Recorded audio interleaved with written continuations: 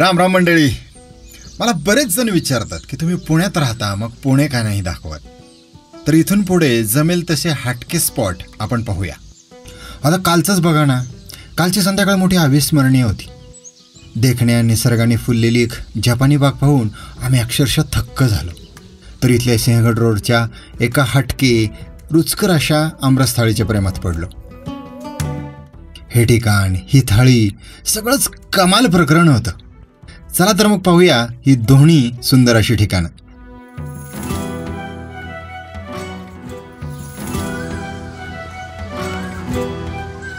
आम्ही संध्याकाळी 6 वाजता बागेत पोहोचलो. तिकीट घेतलं आणि आत गेलो. पुणे ओकायामा मैत्री उद्यान त्या बागेचं नाव आहे. उंच झाडी, पक्ष्यांच्या शिळा यांच्यामध्ये हरवलेली ही बाग म्हणजेच पु ल देशपांडे उद्यान. आज जाताच जपानी शैलीमध्ये या उद्यानाची अनोखी रचना दिसली.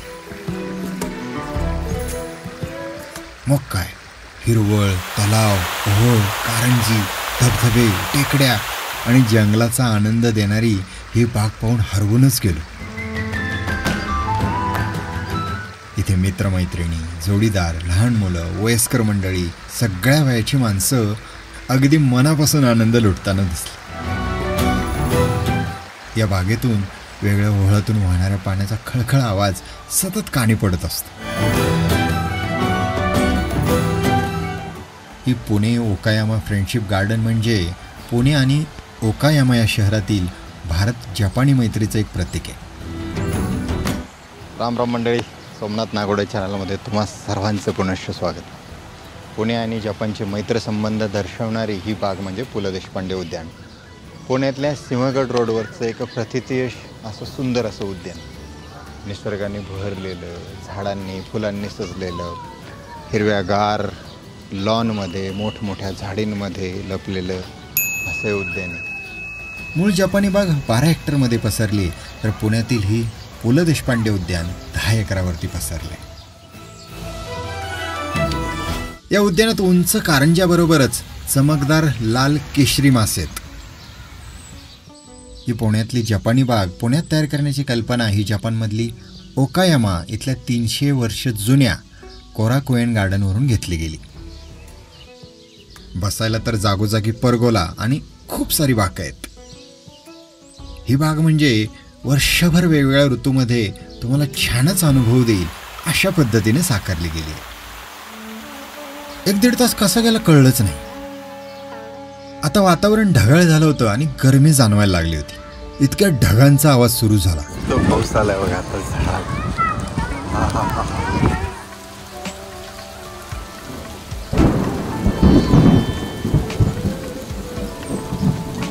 काय बाग आहे मंडळी, तुम्हाला सांगू, अफलातून आहे, अफलातून. पावसाचे थेंब बरसू लागले. मंडळी, या सीझनचा प्रचंड उकाड्यानंतरचा पहिलाच पाऊस आहे.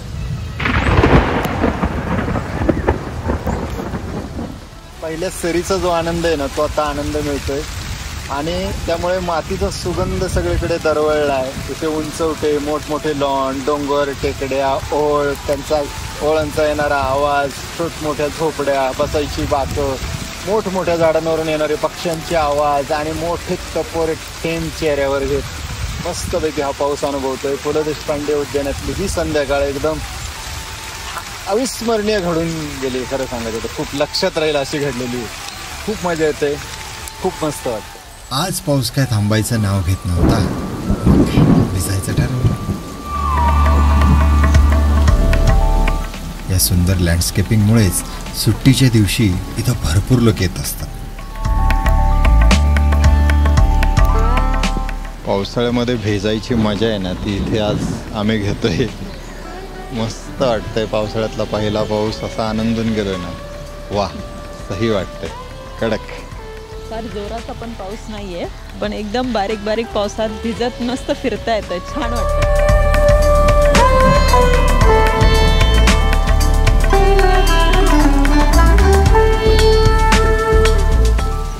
इतकं भारी वाटतंय ना. हा हा हा. धामणचं झाड आहे, त्याची फुलं मस्त फुललेली आहेत. हे आपलं राज्य फुल आहे आणि आत्ता हे उन्हाळ्यामध्ये सगळीकडे फुललेले आहेत. निळं तांबडं फुल असतं त्यात. ही बाग पाहताना एक गोष्ट आम्हाला प्रकर्षाने जाणवली आणि ती म्हणजे मरगळलेल्या मनाला ही बाग अगदी ताजंतवानं करून टाकते. जपानी पद्धतीनुसार तर या बागेत तुमच्या संवेदना पुनर्जीवित होतात. आम्हाला मात्र एक वेगळाच अनुभव आला. एका वेगळ्याच भावविश्वात काही क्षणांसाठी का होईना पण आम्ही पूर्णपणे हरवून गेलो. निसर्गाच्या जवळ गेल्याचा अनुभव आला आणि खूप छान वाटलं. त्यामुळे आम्ही तर इथं अधूनमधून येतच राहू, तुम्हीही या. हे सगळं पाहून अंधार दाटू लागला तसं आम्ही सिंहगड रोडवरच खाण्यासाठी मोर्चा वळवला. आता खूप भूक लागली होती, थकलोही होतो. विचार आला कधी घरी पोचणार, कधी जेवणार. चला त्यापेक्षा आता सवाईलाच खाऊया. जवळ येताच आमरस थाळीचे पोस्टर दिसू लागले आणि मग ठरलं आज आमरसपुरीचाच बेत होऊन जाऊ दे.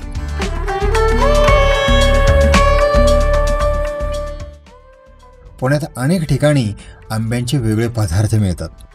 व्हेज थाळीमध्ये तर पुण्याची खवईगिरी अव्वलच असते. मंडळी, उकाडा वाढला किंवा गुढीपाडवा जवळ आला की आपल्याला वेध लागतात ते फळांचा राजा आंब्याची. आता पुण्यामध्ये सगळीकडेच आंबा महोत्सव सुरू झालाय. सो आम्ही असं एक सुंदर ठिकाण शोधत होतो. त्या निमित्ताने आम्हाला असं कळलं की सवाईमध्ये आमरस फेस्टिवल सुरू झालाय. सवाई तसं आमचं आवडतं ठिकाण आणि म्हणून आम्ही आलोय सिंहगड रोडच्या सवाई व्हेजला. असह्य उकाड्याचा उन्हाळा सुसह्य करणारा एकमेव खाद्यपदार्थ म्हणजे आमरस.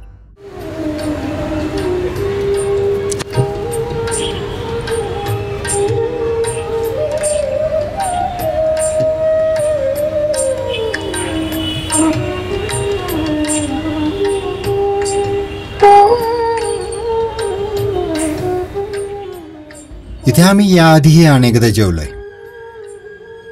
अमितजी शिंदे तसं हॉटेल व्यवसायातलं मोठं नाव, त्यांचंच हे हॉटेल. जसं आमचं नाव आहे सवाई, सवाईचा अर्थ होतो इंग्लिशमध्ये सुपिरियर दॅन दी अदर, किंवा मराठीमध्ये ती पदवी आहे. सवाई म्हणजे सर्वश्रेष्ठ, इतरांपेक्षा श्रेष्ठ. म्हणजे सवाई माधवराव पेशवे, सवाई गंधर्व, सवाई बापसे बेटा सवाई, तर इतर गोष्टींपेक्षा सवाई असं आमच्याकडे तुम्हाला जेवण, फूड क्वांटिटी आणि फूड क्वालिटी ही तुम्हाला मिळेल.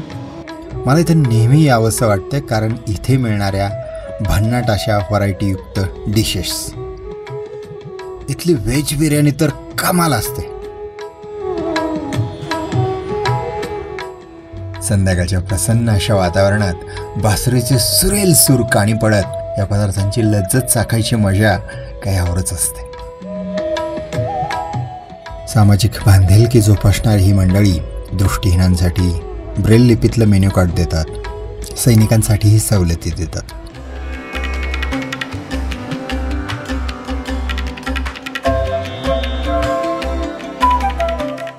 सिंहगड रोडवरील सवाई व्हेज हे त्यांच्या रुचकर चवीसोबतच गुणवत्ता आणि ग्राहक सेवेसाठी एक नावाजलेलं नाव आहे.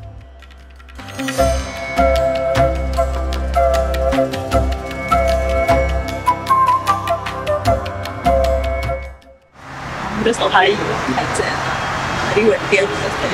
माझ्या तोंडाला पाणी सुटलंय. पानं वाढली गेली तेव्हा खरं तर तोंडाला पाणी सुटलं होतं. पण म्हटलं चला काउंटरवर जाऊन मुकुलला विचारलं, काय रे बाबा तुझ्या थाळीची स्पेशालिटी?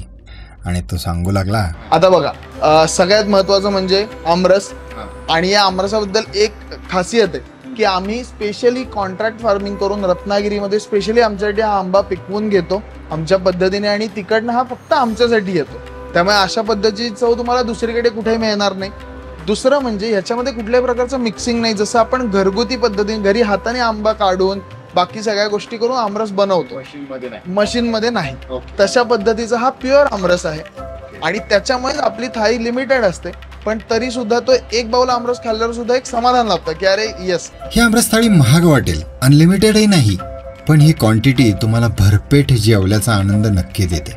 त्यानंतर दुसरी स्पेशालिटी म्हणजे या ज्या पुऱ्या तुम्ही बघताय तर ही खस्ता पुरी आहे. म्हणजे काय की नॉर्मली पाणी घालून आपण पीठ मळतो तर याच्यामध्ये पाणी एक थेंबही, याच्यामध्ये फक्त दूध असतं, दूध आणि तूप याच्यामध्ये मळलेलं पीठ आणि त्याच्या बनवलेल्या पुऱ्या, त्यामुळे एकदम सॉफ्ट असतात, तेल धरत नाही, त्याच्यामुळे तेलकट वाटत नाहीत खाताना.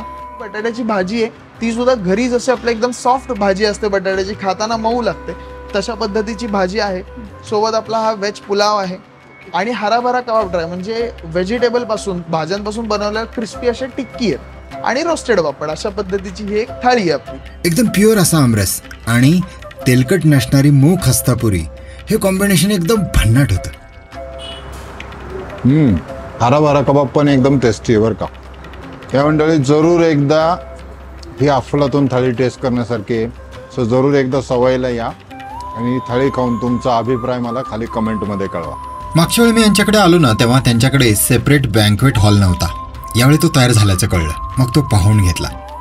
सुसज्ज, अद्ययावत, वातानुकूलित 50 ते 60 लोकांच्या घरगुती कार्यक्रम किंवा समारंभासाठी हा हॉटेलवरचा हॉल अत्यंत जबरदस्त वाटला. चला मंडळी, इथेच थांबतो. पुन्हा भेटूया पुढच्या भागामध्ये. तोपर्यंत निसर्ग पहा, फिरत राहा, शिकत राहा. आयुष्य सुंदर आहे, मौज मजेत जगत राहा.